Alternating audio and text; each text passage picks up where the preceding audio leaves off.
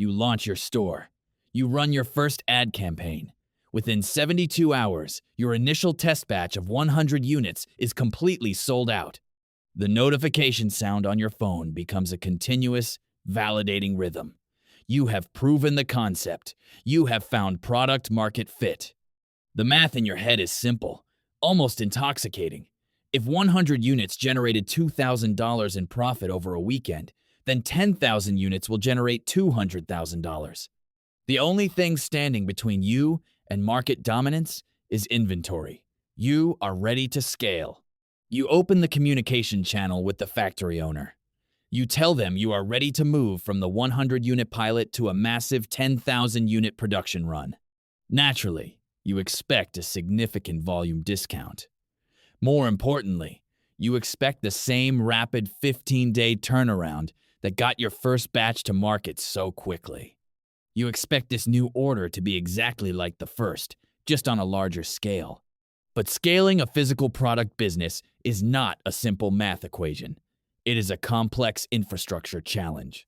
Making 100 units is essentially an artisan process. Making 10,000 units requires an industrial process. They are fundamentally different manufacturing models. Your initial 100 units were likely assembled using excess, readily available raw materials already sitting on the factory's warehouse floor. It was a quick sample run, squeezed in between larger corporate jobs, pieced together by a few available technicians. A 10,000-unit order is an entirely different logistical undertaking. The factory cannot simply flip a switch to increase output.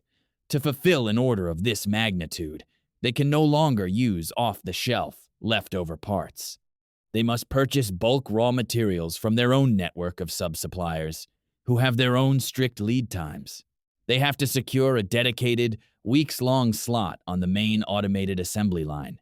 They must hire and train new, temporary shift workers just to meet the sheer physical volume of your request. The flexible, artisan-style manufacturing that launched your brand does not exist at this level of scale. I'll receive the pro forma invoice for your 10,000 units. You scan the document, expecting to see a simple multiplication of your original unit cost, perhaps with a generous volume discount applied. Instead, your eyes lock onto a massive, unexpected line item, a custom tooling and mold fee. It is in the thousands of dollars, completely absorbing the upfront capital you thought you had saved.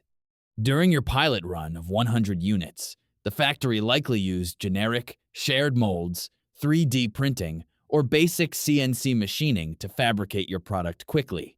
Those methods are perfect for testing a market concept, but they are far too slow and expensive per unit for actual mass production. To produce 10,000 units efficiently and bring your per-unit manufacturing costs down to a profitable level, the factory must cut dedicated steel injection molds specifically for your brand. This tooling is a serious, non-negotiable capital expenditure.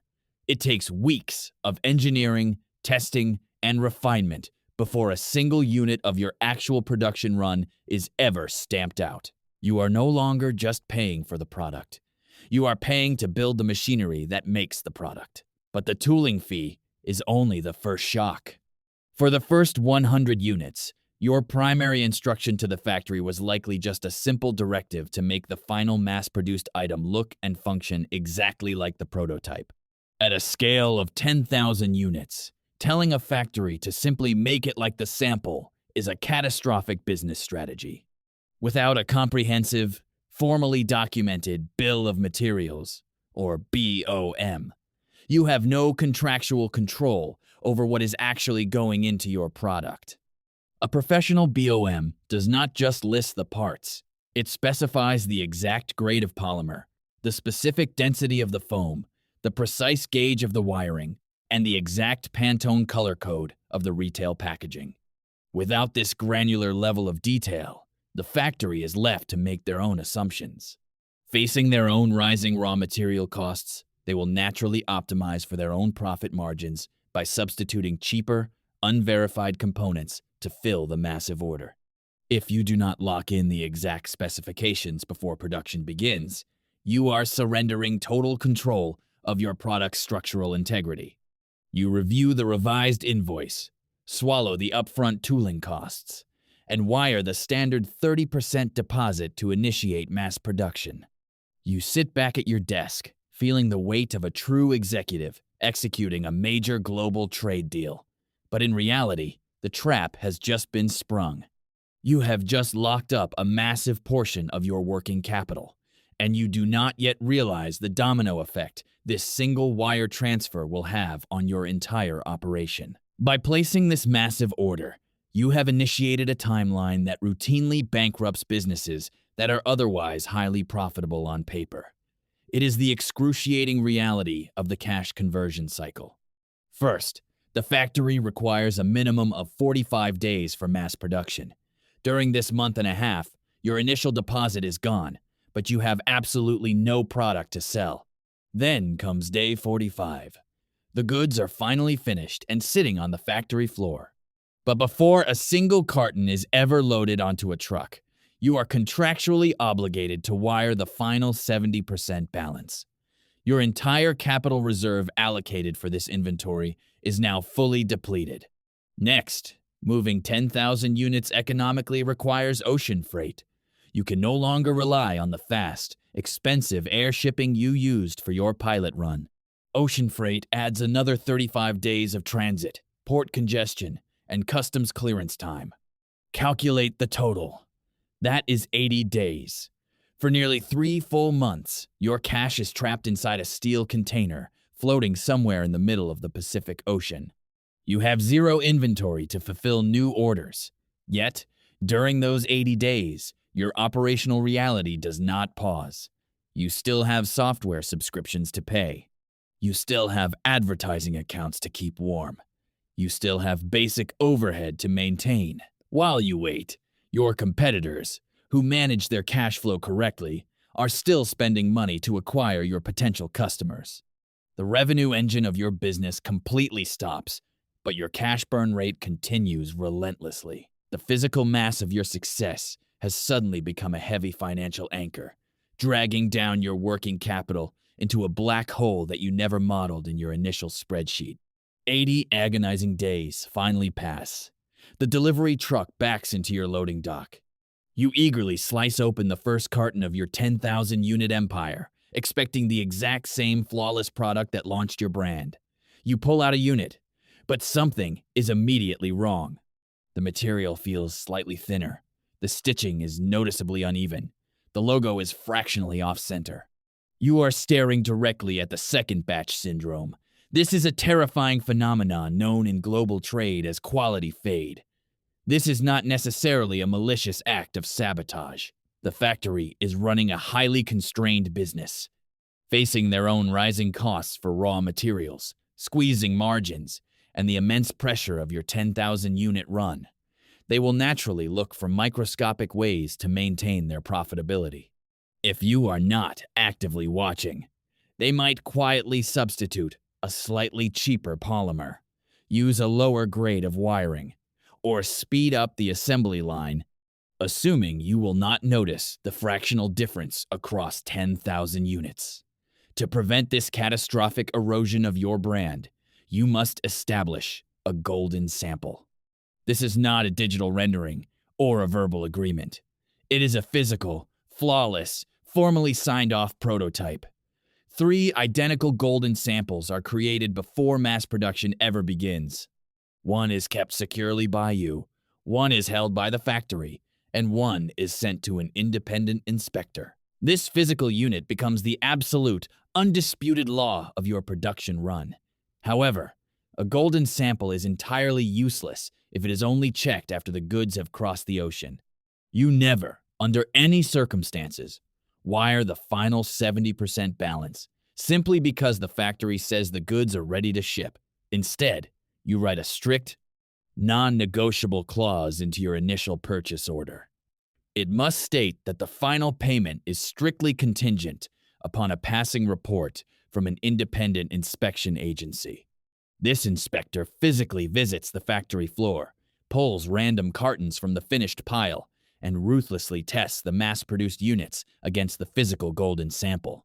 By enforcing an acceptable quality limit, or AQL, inspection before the goods ever leave the loading dock, you transfer the immense financial risk of mass production back to the manufacturer, exactly where it belongs. To survive this critical phase of growth, you must completely abandon the fantasy of overnight mass production. The solution is not simply placing a larger order. The solution is adopting a staged scaling strategy. You must transition from being just an e-commerce seller into a strategic supply chain manager. This transition begins with the 1-3-10 rule. Your next move should never be a blind jump straight from 100 units to 10,000. Instead, you deploy a controlled scale, perhaps ordering 500 or 1,000 units. This intermediate step forces the factory to prove their industrial batch production capabilities without over-leveraging your entire capital reserve. It also proves that your marketing return on investment remains sustainable at a significantly higher volume. Next, you must fundamentally change how you negotiate. Amateurs negotiate exclusively on the per-unit price. Professionals negotiate on cash flow and logistics. Instead of shipping all of your units by ocean freight and suffocating your cash flow for months, you structure an air-sea hybrid shipment. You negotiate to air freight 10% of your order immediately. This costs slightly more upfront, but it keeps your store in stock and your revenue engine running. The remaining 90% travels economically on the water. Finally, you must calculate the logistics shock before you ever sign the purchase order. 10,000 units will not fit in your garage or a spare office room. You are no longer dealing with simple cardboard boxes. You are dealing with palletized cargo and cubic meters. You must secure a third-party logistics warehouse, factoring in container unloading fees, receiving charges, and monthly pallet storage fees. If you do not accurately quote these physical infrastructure costs beforehand, the sheer mass of your success will aggressively eat into your projected profit margins. Global sourcing is not about placing the biggest order. It is about placing the smartest order by controlling your scale, securing your quality, and protecting your cash flow. You transition from an amateur buyer to a strategic importer. You stop reacting to supply chain emergencies and start engineering a predictable, profitable infrastructure. But building this infrastructure alone takes years of expensive trial and error. If you are staring down your first massive order and need the tooling, logistics, and quality control handled by professionals, you do not have to navigate this transition blind. The sourcing managers at Infinite Panda exist to build your staging plan, vet your manufacturing partners, and secure your supply chain before a single dollar is wired. Visit infinitepanda.com to step out of the scale trap and into professional, sustainable growth.